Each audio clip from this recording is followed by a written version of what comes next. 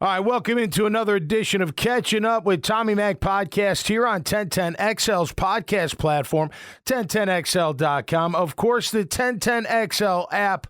Don't forget to download that app. You can catch the live radio coverage all day. Get on demand. You can find this show as well. A lot of podcasting done right out of the 1010XL studios right here at where I'm at. Gators, Knowles, high school, Jags, just whatever, Jacksonville, and throughout the Northeast Florida region. We've got it covered for you. So good morning to you. Happy Tuesday. Hey, suck it up Tuesday, but kind of a weird suck it up Tuesday because our Jags play on Thursday night. So it's not like a Tuesday, is it? You know what I mean? Like you're going through the week, you're like, yeah, it's Tuesday. And normally Tuesdays for me, it's a work day, like whatever. That's what I do. Mondays I do work, don't get me wrong, but it's more of like on my own schedule. You know what I mean? Like I'm still on the phone, I'm still doing emails, may have a lunch meeting or meeting, whatever.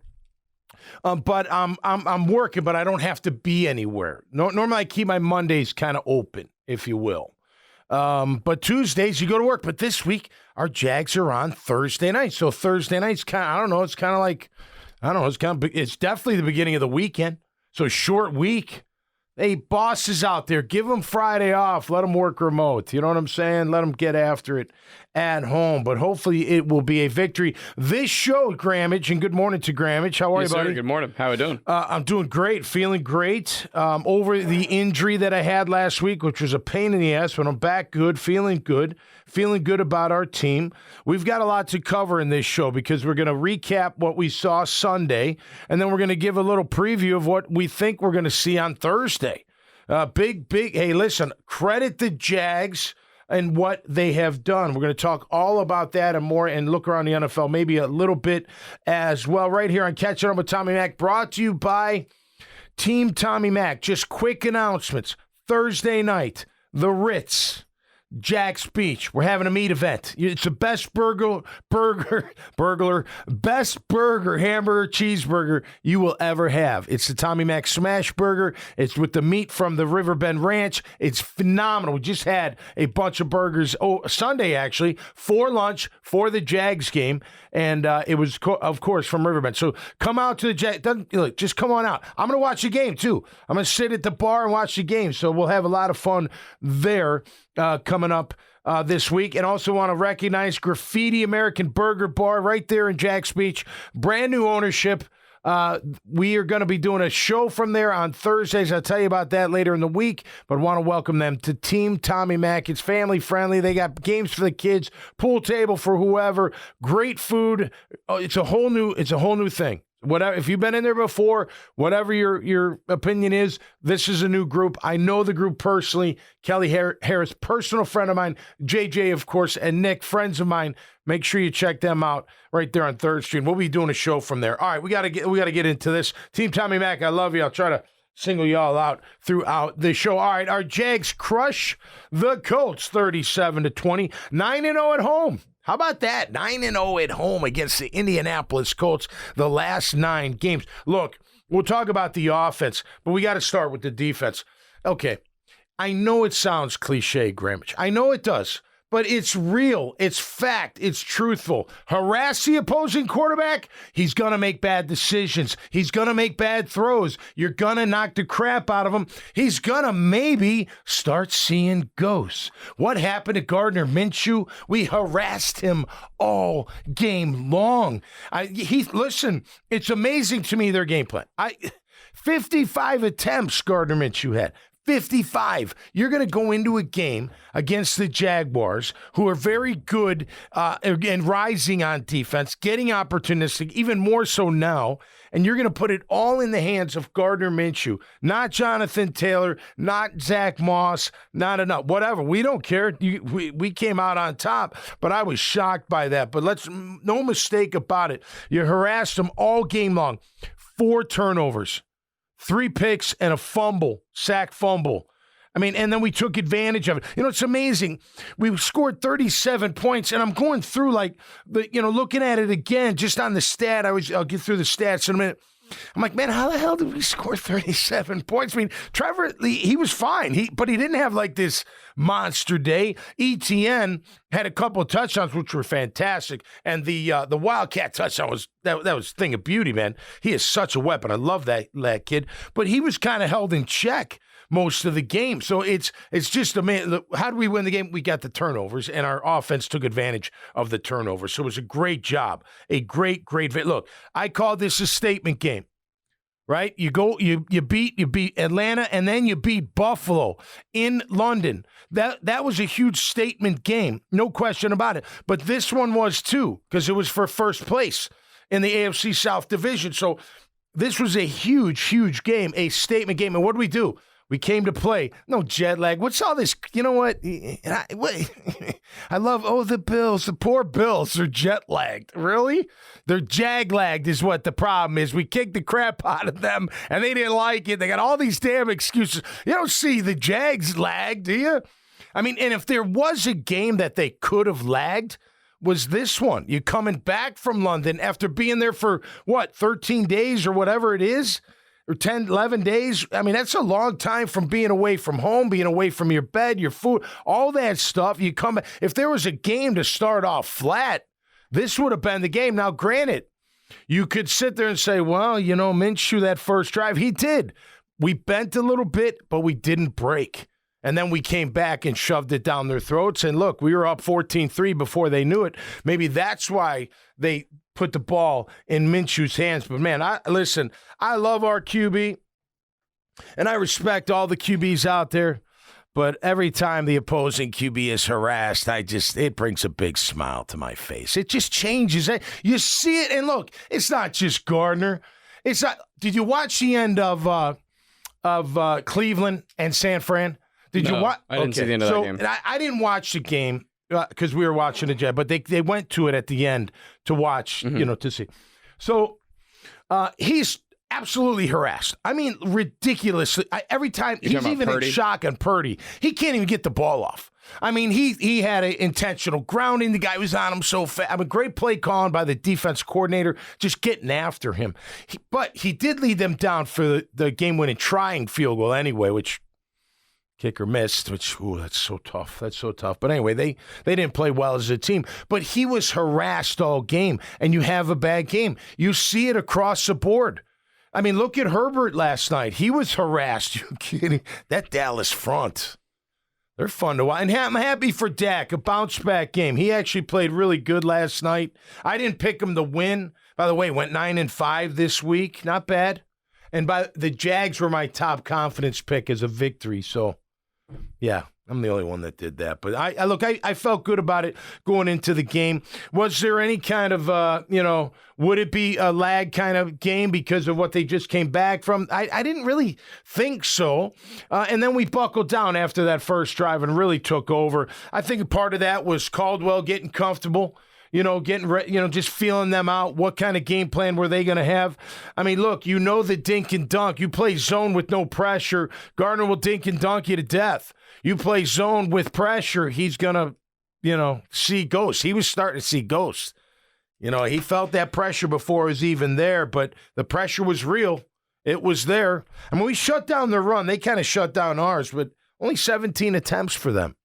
55 passes thrown by Gardner Minshew. Well, because they got down quickly. And the 14-3. I think they panicked a little quick, and then it did go 21-3. Gardner was definitely panicking quick. And yeah, that pick that Darius had. I mean, the underthrow. He's throwing it off his back foot because they bring the house. And I love Caldwell's aggressiveness, harass, attack, dictate the course of that quarterback's play. They when Caldwell decided to send extra pressure was timed very well. I felt like.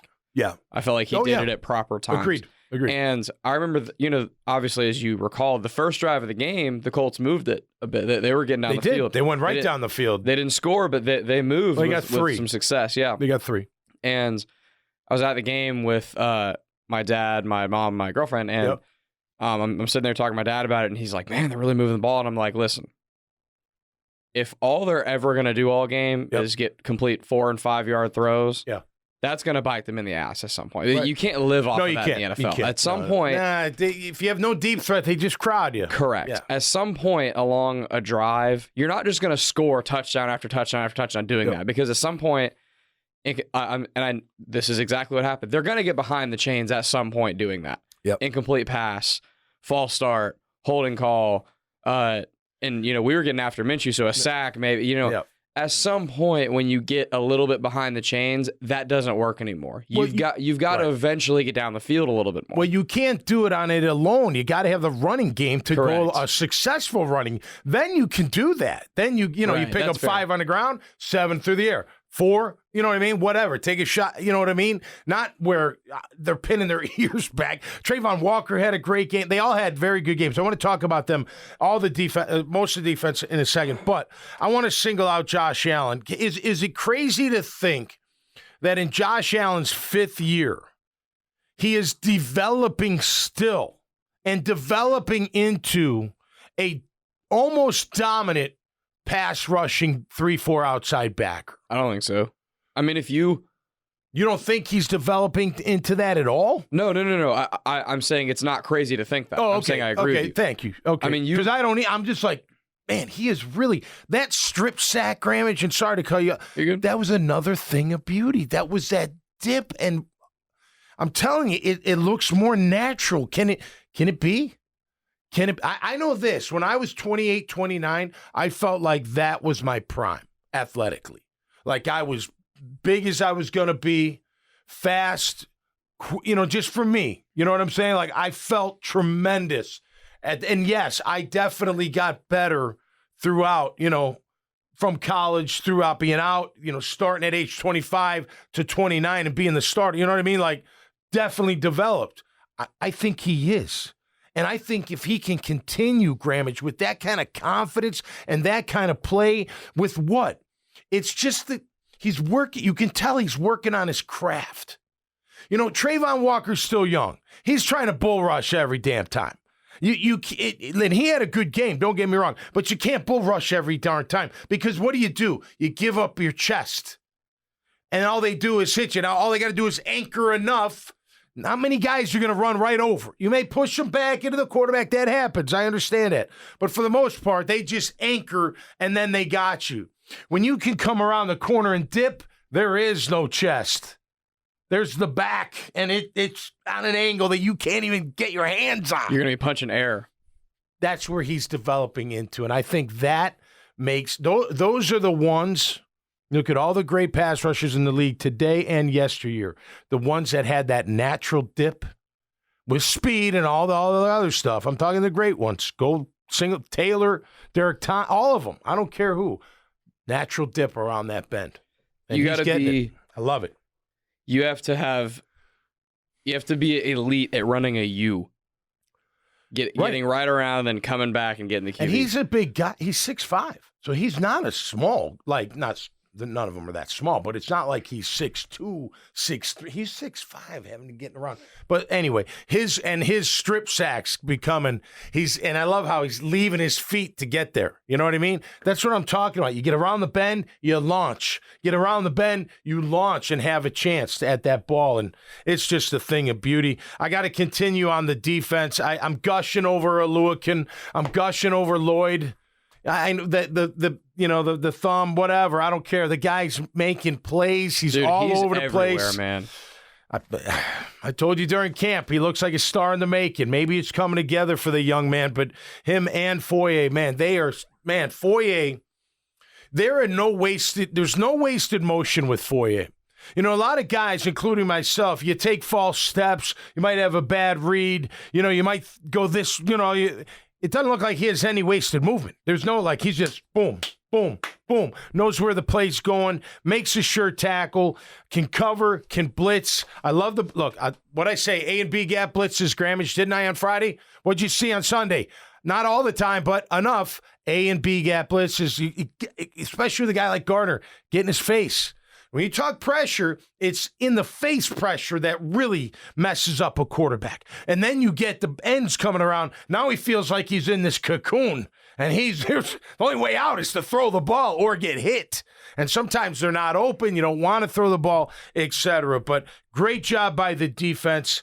Overall, did very well. I don't remember a single play all game where Gardner dropped back and he just had forever to throw. No, I don't think there was a singular play like that. Even late in the game. No, I know. When you're playing a little bit softer coverage, I still think they were getting to him in ample time. Yeah. Not quite as much, but it still wasn't like he had 7 seconds to sit there and figure it out. That never happened all game. Yeah, and he was, look, I've never played quarterback, so I don't know what it's like to have that anxiety inside that pocket, but it's got to be tremendous. It's got to suck. And you know you're going to get drilled, and you know it's coming, and anyway, that's the name of the game, and we were all over him. I thought just a great game plan by our defense, and I'm looking forward to seeing them do more. Let's go through the stats for the D. Held them on now only 17 attempts, but whatever. 2.6 yards per carry. Boom. That is huge. Let's see. And by the way, that gets us, I did it for the Saints too. We're tied for 5th yards per carry against the rush on defense in the league. That's pretty damn good. Remember last year, we got to keep it going now, right? Because remember last year, at this time, I think we were right around 3.7, 3.8. We're at 3.6 now, which is very, very good. To be fair, yep. Trayvon Walker deserves a little bit of credit for that. He's playing phenomenal for that stat. Yeah, I agree. I agree. I think everybody thinks he needs to develop as a pass rusher, needs more than the bull rush, but he does. But he's very good against the run. Drafting first overall to be a run guy, I understand all that. All of that is true. Yeah, it is nice to know though that between him and Josh Allen, because Josh Allen is good against the run as well. Absolutely. And those interior guys are playing well. It's just nice to know that you're not going to go into a game and get just gashed and give up 20-yard run after 50-yard run. It's just nice. No, we've had a couple gashes, but overall, look, but for the most part, it's been very contained. I agree. So held them to 2.6 yards per attempt. The Colts are at 6 yards per passing attempt, 60% completion. That's dinking and donking. Third down, Colts were held to 35.3% on third down. That's what I'm talking about when it comes to third down. That means you're giving the ball back 2 out of 3 times to your offense. Great job there. Fourth down, 3 of 6, so 50%. Pretty good job on that as well. 3 sacks for us, 3 interceptions. Very good job by our defense. Offensively, of course, we obviously scored 37. McManus came through when he had to. Trevor to Kirk was nice. He was open. Great throw, though. Great catch. Did you see what Christian said after the game? No, I didn't. I don't know. Maybe. What are you referring to? He said that on his touchdown, on his it was a double move. Well, actually, it wasn't technically really a double move. It was more like almost like a fake tunnel screen and then take off. I think the corner or the nickel released him thinking the safety was going to take him, which he didn't. Christian said that Trevor noticed that on film. Okay. That they come down because Evan was on the outside of Christian and almost came like he was going to do a little tunnel screen type play. Right. And he said that Trevor noticed on film that corner comes and that safety also, they're very aggressive coming down to try to stop those plays. Yep. So that if Christian just little stutter like he's blocking, take off, we got ourselves a touchdown. Yeah. So that was great cool. job.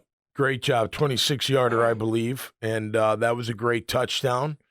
Look, overall, they got the job done on offense. The stats don't really show it, which is wild. We put up 37, and we were 4 of 14 on third down. Think about that. That's 28.6%. Yeah, we scored 37. Our yards per attempt, 29 attempts, 2.9. I mean, they shut down the run. I mean, ETN, the Wildcat was awesome. I mean, what a great play call and a great run and all that. You totally threw them off. But other than that, yeah. But he still had a great game. I'm not saying he did. I'm just saying, you look at the stats, you're like, wow, how did they score 37? On the Wildcat, with those stats. he was he was untouched. On the Wildcat play, did you see Trevor on the top of the screen, on the top? No. I was watching Fortner run like a freaking wideout. Holy cow, he is an athletic. Normally when the quarterback goes out wide like that for Wildcat play, he kind of just stands there when the ball is snapped. Yeah, right. Trevor was like out there like he's running a route. He was like pretending, running like. Yeah. Well, that's interesting that you brought that up. Because I want to get in. Obviously, everyone's talking about the play Trevor got hurt on. I think I got a different take on it, or at least my own take. Jags D, back to them. 8 QB hits, 3 sacks, harassed him all day. Brenton Strange, nice. That kid's going to be a player, man. He's a blocker now. He's a feisty dude. That was the best game of his career. He likes throwing people out of the club, man. He's always got a smile on his face when he's doing it. When we first saw him at camp, you're like, put together. Not really. I mean, he's tall. He's probably 6'2", 6'3", taller than me, but built, and his legs huge. Like, you're like, wow, this kid. He's not going to be pushed around very much. Tough kid, and obviously got some speed. And that was a great. I mean, he was open. You catch the ball, great. But hey, congrats to him on his first ever touchdown. I got to give Blake Hance a little credit. Came in and played a nice job overall. The offensive line. I mean, score 37. I can't beat you up too bad. They're a pretty good front. You got another good front coming Thursday night, man. Everyone's banged up. They're banged up. We're banged up. We don't even know who's gonna play, but nonetheless, O-line. Got to get better. I mean, just got to get better. And, injuries happen. I get that. And guys got to step up and make things happen. So hopefully, everybody can get back to good health.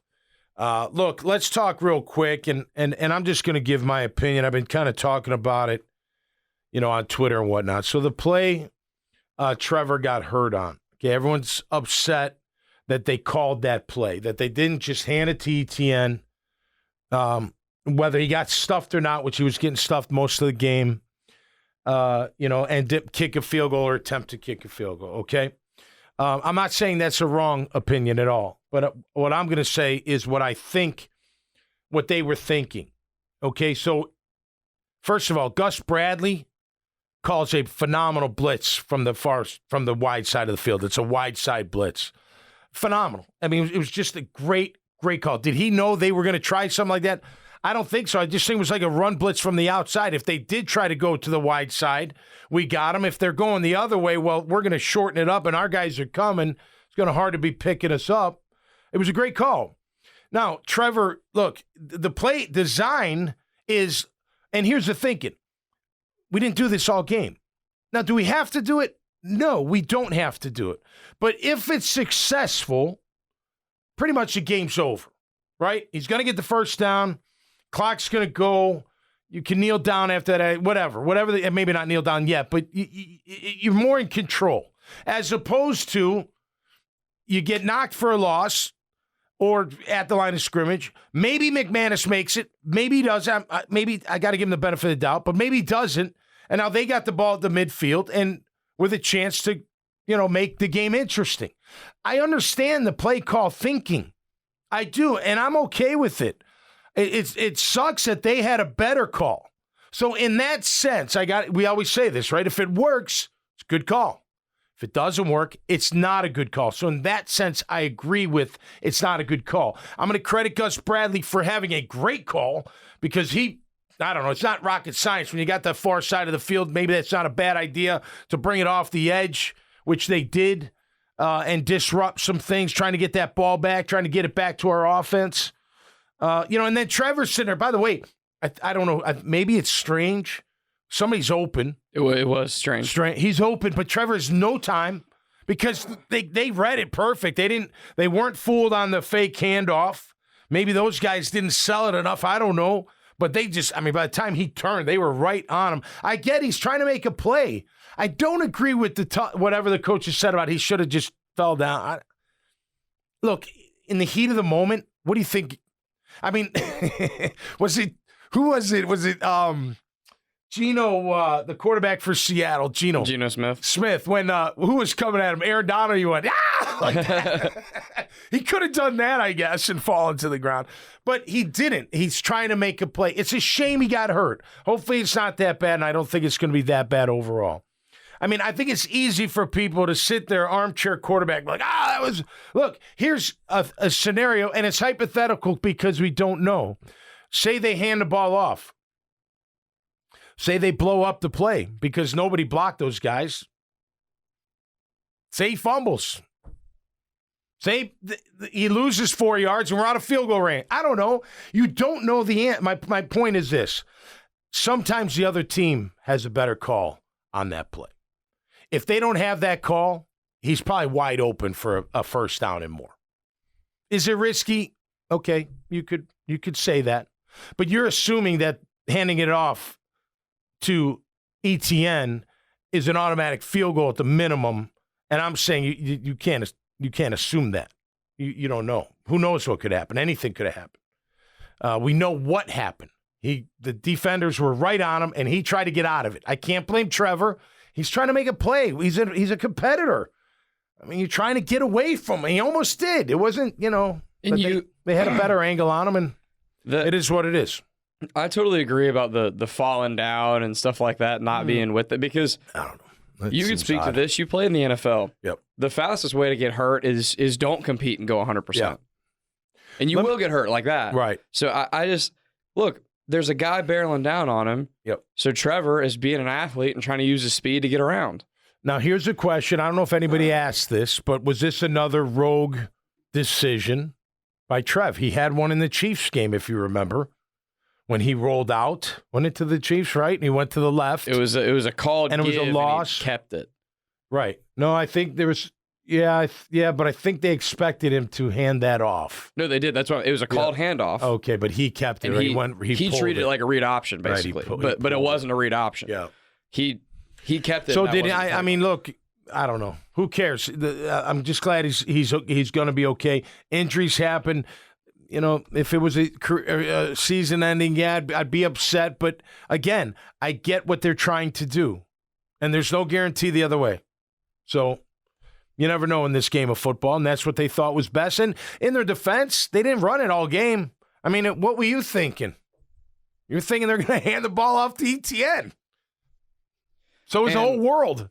But they didn't, and the blitz was the right call, and they were just right. To your initial point on this, if under normal circumstances they don't have the perfect call for it, the defense doesn't. Yep. You fake that, Brenton Strange is wide open, he gets first down, just like you're saying. Not a single person is going to be saying, well, they shouldn't have called that because maybe not a single person would have said that. No, right. We wouldn't be talking about it on the podcast. No one would be thinking about it. No, right. Be like, wow, what a cool call. It's so easy in hindsight to do stuff like that. Yeah, but in everyone's defense, and I'll say it, I'll say it, like, when the call doesn't work, it's a bad call. Now, coaches may be like, nah, I don't agree with that. Well, the result was bad, so it's a bad, Now you could say they didn't execute. Look, I think Gus Bradley called. For a guy that plays a lot of zone, that was a great blitz. Great blitz on his part. All right, great job overall. We were 2-4 in the red zone. They were 2-3. Again, you look at, you're like, how do we score 37 again?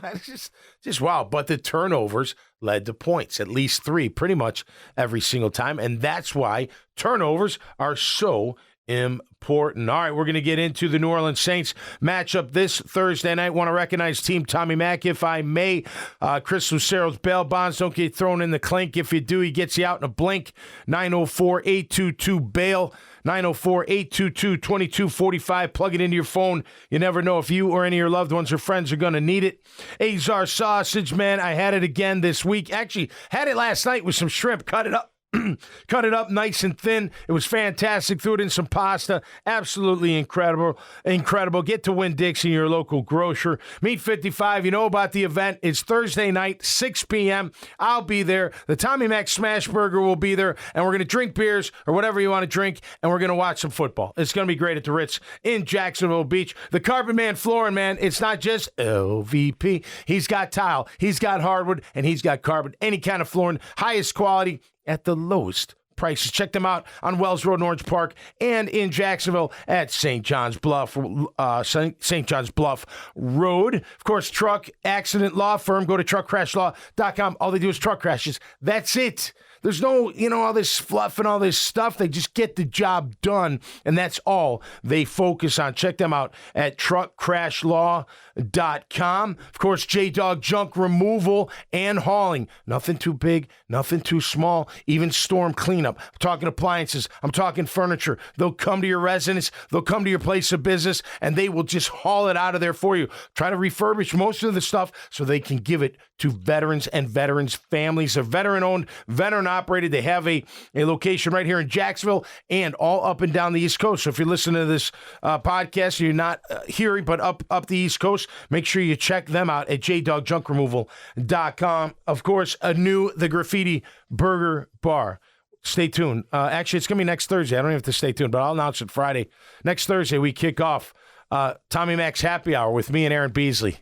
It's going to be fun. That's cool. It's going to be an event. Yeah. I've reached out to David Garrard, Paul Pizluzny, Kevin Hardy. I'm going to grab Reggie Hayward. Going to grab all the fellas and come on by, and they'll give their picks. We'll have a great time. It's going to be a great, great event out there in Jacksonville Beach. All right, I covered them all. I thank every single one of them because they keep the lights on, and I totally appreciate that. All right, Jags, prime time, baby. Prime time on Thursday Night Football. Going to New Orleans. Man, I wish this game was here. There's something about New Orleans. They're nuts out there. I mean, they are. And I've played in the Silverdome. Not the Silverdome. Superdome. Silverdome was the old Detroit. Did it used to be called the Silverdome or something? That was the old Detroit home, the Silverdome. Interesting. I never knew that. I think so. Before Ford Field? Sometimes his brain goes sideways. But nonetheless, it is. The Superdome. Played there in college against Tulane. My 5th year. Nice. Nobody was there, so I didn't feel that effect. Obviously, my first tryout was with the Saints. So during the preseason, we had home games. That was wild. And then in 96, one of the 3 losses in the history of both, we're 0-3 against them. I don't know if you knew that. In the history, in 96, can I take you back just a second? This was one of our losses. Now, we ended up 9-7. This was one of the losses that we shouldn't have lost. And I played a part in it, Grammage. So we go out, they beat us by, I forget what they beat us by, but they beat us by a score at the end of the game. We were leading in the fourth quarter. It's later in the fourth quarter. And they run a wide choice in between me and Eddie Robinson, like on first down. Jim Everett, I think, is the QB. I think, in 96, I'd have to look it up. And I jumped it great. And instead of trying to catch it, I just knocked it down. Coughlin was so mad at me. Like the next day, he's like, "Why did you try to catch it?" I was like, I didn't think I could. I just didn't even think like that for whatever reason. And they went down. It wasn't just that play, but could have intercepted it. Game over. We take over and win. They go down the field and score. So my point is, that season we went 9-7 and went to the AFC Championship game. We could have been 10-6. When we lost, we could have been 11-5 in our second year. I mean, we literally had the opportunities to win both the Rams game in St. Louis and that game as well. Anyway, Jags go back Thursday night. It's a short week. Will Trevor play? I don't know. Doug says day to day. So if for the record, and I'm sure they don't, I'm sure most people know this. When there's a sprain of a knee, there's a tear somewhere. Now, if it's in the ACL, then it's much different. I think he grabbed the inside of his knee, it looked like. That might be the MCL. And I'm no doctor, but having mine reconstruction, talking to the doc, just learning about the knee and whatnot. If it's slightly torn in the ligament, it'll heal itself. The blood flows good enough over time, it'll heal. If it's pulled, you got to reattach it. But I don't think it's pulled, or he would have been limping a lot worse if it was yanked from the bone. So, look, it is a sprain. So it is like, look, when you sprain your ankle, you have little tears in those ligaments. Say you just roll, like when you roll that thing and it feels like you fell off a damn cliff and broke your. You've done it before. It's the worst feeling in the world. You think you broke your damn ankle. I've had high ankle sprains in both ankles, and it sucks. Just man. Awful. It awful. Sucks. So I don't know. Look, if he can go, great. Run your offense. If not, I'm going to just make a call. If C.J. Beathard is my QB, activate Elijah Cooks, please. Just do it. Trade him for. He was active in. He was. Game. Yep. Yeah, he had a few. He had a few snaps. Yeah, like 7 or 8. I want to see, because I think they might have some chemistry in practice. Twos. You know what I'm saying? When the twos get a chance, I know who I'm going to. He's running down the field, that big target. You know, there could be something there. We'll see if CJ plays. You know, again, hopefully Trevor's fine and he's good, but we will see what happens. Looks like Tyson Campbell is out with a hamstring. Saw that right away. Actually, my daughter's funny. My daughter Avery, who loves this. My daughter Avery, my oldest, she is so into football and the Jags. I mean, we're like actually debating about stuff. I'm like, wow, how'd you know that? She's like, Dad, I pay attention. I get alerts on my phone. I love it. I love it. I taught her well. She loves her Jags. No doubt about that. Look, so the Saints, pretty good on defense overall. Of course, Derek Carr's their quarterback. He throws for a lot of yards. He'll give it up too. Look, I think at the end of the day, they're going to try to run it with Kamara. Kamara's been okay since he's been back. Nothing spectacular. Last week, I think he was 18. He didn't have that great of an outcome. They're only averaging 3.4 yards a carry on offense. The New Orleans Saints are, with the Alvin getting 3.8. So around 4. ETN's at 4 for the record. So it's they're close in that regard. We have more carries, I believe. Look, this I tell you, the one kid that caught my eye is this Rashid Shaheed. Yep. Did you see what he's averaging on punt return?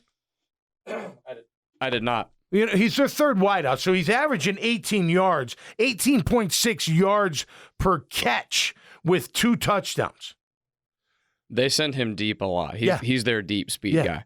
His punt return, 18.3. Wow. On 9 attempts, so not on just a couple of, it's not a ton of attempts. It's not like he just broke one, but yeah. How about that? So got to keep our eye on that guy. Look, Carr throws it about 6.5 yards per attempt, 65%. They're not that great on third down on offense. They're great on defense. They're 32% on defense. We're at 39.5. So we're getting there. That's down from before. We're getting there. Our offense on third down, it's amazing that we score points when we're not very good. We're 1 of 3. Anyway, 16 sacks we've given up. They've given up 19, so close there. Their defense has 13 sacks. We have 12. We both have 8 picks. They've got a lot of picks, too, so that's pretty interesting. How about this for a turnover ratio, Grammage? The Saints are +2. The Jaguars are +7. Creeping up the leaderboard, baby. Hey, listen, you all know what that means. Just like the Colts found out. You turn the ball over and it leads to points, what happens? You lose. I mean, that's what normally happens. You can't turn the ball over and expect to win. Unless your defense is forcing turnovers and keeping you even. But when you're -3 for the game, you know what I mean? That's not good. That's not good at all. And we capitalize. So it's going to be an interesting one. Look, I've never played on Thursday. I don't know what it's like to go from Sunday to Thursday. I don't. So I can't sit here and speak from experience, how the body feels, what's going on. I heard Doug say, hey, most of the week, the short is walkthroughs. It's mental. It's getting healthy, trying to heal up. And that's what you got to do, and just hope that you come prepared. Now, I know a lot of people out there, it's the NFC, we don't care. No, it's still very important. It's not the end of the world if we lose. I understand that. But it is very important to maintain that lead in your division. It still matters. Just because it's an NFC game, right, it won't matter in tiebreakers. It won't. But it'll if you got the same record as somebody else. But it matters in having a better record, maintaining your position as number 1 in your division, which we all want because we want that seed, right? If we're going to keep going that way, which we hope we are, then we want that highest seed as we can get. I 100% agree with everything you just said. And I also think you look at these next 2 weeks with the Saints and the Steelers. Right. The Steelers, that game, because of tiebreakers, has a little bit heavier implications because it's AFC. Yep. It's not an AFC South game, but it's still an AFC game. And a team that will probably be at least fighting for some sort of playoff spot at the end of the year. Yep. Anyways, my thing is, you look at these next 2 games, Thursday night and the Steelers game. Yep. That is 2 teams that I think you and I both agree the Jaguars are better football teams than both of those teams. Okay? And yeah. Yes. But they're tough teams. I mean, they're no. Correct. They're I'm not saying they could. Both of them could beat them. Oh, 100%. I'm not saying they will, but they could. They could. I'm not saying that we don't have to show up and we'll win. I'm just saying that pound for pound, the Jaguars are better than both of those teams. This Saints defense is pretty good. They are, and we've faced good defenses. Don't get me wrong, but they're pretty good. It's going to be an interesting game. But neutral site,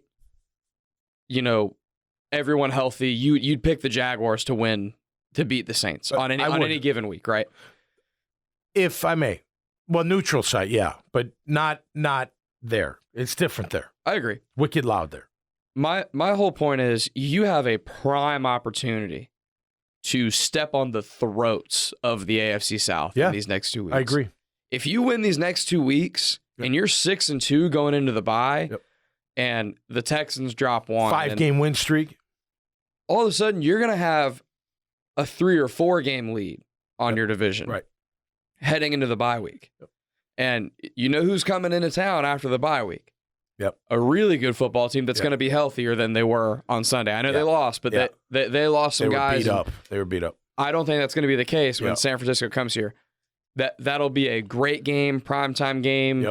Could be anyone's game because they're a very good football team, but I think the Jaguars are too. My whole point is, man, if you could be 6-2 heading into the bye. Big. Because I just think we said this in the offseason, and I said this, the next step for this football team, in my opinion, is making your own life easier come playoff time. We've got to break the thinking that we have to be road warriors all playoffs. If we can win games like this you'd rather be at home. Make Buffalo come here. Right. Make Cincinnati come here. Make all these teams come to Jacksonville. I'm sick of having to go on the road everywhere. No, right. No, that's valid, man. Without and these games are the difference. Right. Well, here's the and to your point, if you don't beat the Saints and then the Colts win, well, you're back to the same record. Correct. Now you're still ahead of them, but you're back to the same record, and it all comes down to the record, not just your AFC South. It goes record, then your AFC South record, then your AFC Conference record, right? And then it goes to also, which is, that could it happen? Maybe common opponents. So if you're going through a tiebreak and you get all through the end, then they go, well, let's look at common opponents. Oh, they both played New Orleans. You know what I mean? Does it ever get to that? Maybe on occasion, but that's how they do it. So it's a very important game. It's a Thursday night game. It should be, look, I'm sure they're beat up, but Doug's got to be like, hey, guys, we play tonight. You're off till probably next Wednesday, other than, getting treatment and that kind of stuff, right? You're going to give them a big time off, and especially after a victory because they'll deserve it. Hey, they've been road warriors, man. They just came off London. And again, I'm going to sit here and say all this talk, the national media, I don't know if it's just that. I feel like NBC's got something out for it. I think there's something going on. Like they always want to take their shot. They did it on Football Night in America. They should just stay there. Like, where's that coming from? Are your shareholders telling you, where's that? Why is that happening? I just think NBC has a little bit of a big city snobby kind of thing going on because they only ever check the money. Check the money. That's all I'm going to say about it, but I would check the money and see. Well, they only ever do Sunday night football games. And who always plays on Sunday nights? It's New York teams, and it's I know. It's those types of teams, right? It's not CBS or Fox who's carrying all the games for every team. Like I don't know. They check only the shareholder list. I don't like them taking their shots at our Jaguars. And I want to wrap it up too, because look, at the end of the day, Jags, just keep winning, baby, and they'll all shut up. And that's all. If you know, you know, and they don't know, but Duval knows. So that's all that matters in my book. Real quick, I want to get a quick. I know this is a long one. We had a lot to cover, but before we go, I don't understand why I feel like there's people that, and all kinds of people that revel in the fact, like, and I love it because it's not your guy, right? I don't understand, and it's not our fans. I'm not saying that, but even the national media, talking about Brock Purdy, like he's just. He's not a star. He's just a guy. Look, every offensive-minded coach wants a QB that can do what? Run his offense. efficiently and successfully. Do you want the best athlete, arm, strength, size? Yes, you want. Of course, who wouldn't want that? But if that guy doesn't fit into your system, and you may tinker with it, right? You're gonna, try to, manage it to where it really benefits the player as well. Because guess what happens after it becomes successful? It becomes the quarterback system. Was Brady a system quarterback? No. At the end of his tenure in New England, it was his system. It was Brady's system. That's what you want. That's what every organization wants. So whether Brock Purdy can whip it a mile or not, I don't really care. And he did struggle against Cleveland. Cleveland's defense is no joke. We got Cleveland, don't we, this year? Do we have Cleveland? Man, their defense is... Yes, because we play the AFC North. That's right. Their defense is... Whew. Wow, scared. And not just him. They're loaded. They're That's fun to watch. a good division, and we haven't played any of them yet. No, you're right. And they're hard. They're physical type division. But look, at the end of the day, you just want your QB to run that system. You look at the Giants. Brian Daboll counted on Daniel Jones running his system. Now, his system ain't working because why? They can't protect anybody. They can't block anybody.